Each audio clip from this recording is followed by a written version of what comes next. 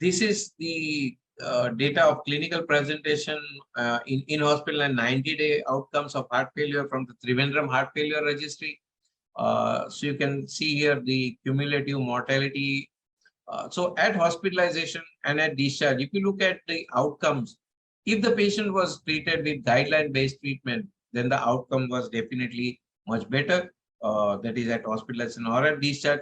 So which shows that guideline-directed medical therapy is very important.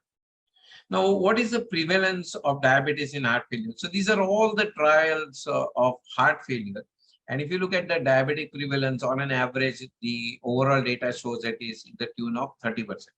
Now, if you look at the other corollary of it, what is the incidence of HFrEF in diabetes?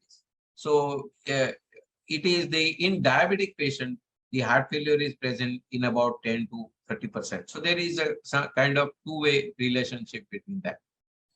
Now, the ARNI reduces the cardiovascular mortality and HFrEF and the quality of life irrespective of glycemic status. So what are we trying to say here? That whether the patient is normoglycemic, whether he is a pre-diabetic, whether the patient is undiagnosed of diabetes or a clear diabetes. So in any of these diabetic status, from normoglycemia to frank diabetes, you can see that there is a risk reduction in cardiovascular mortality, HFrEF, all-cause mortality, and of course the symptomatic benefit in the Kansas City questionnaire. So there is a 20% reduction in cardiovascular death and 20% reduction in heart failure hospitalization. So this is irrespective of that. Now, what is also more interesting is that the changes in the HbA1c, if you look at the patients treated with enalapril versus ARNI, then you have actually a better glycemic control.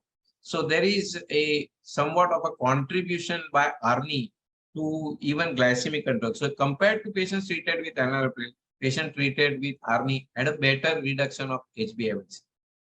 Now, if you look at the effects of ARNI on insulin initiations and oral antidiabetic drugs, the new use of insulin was reduced by ARNI 29% more as compared to enalapril, and fewer patients were started on OHA therapy with ARNI.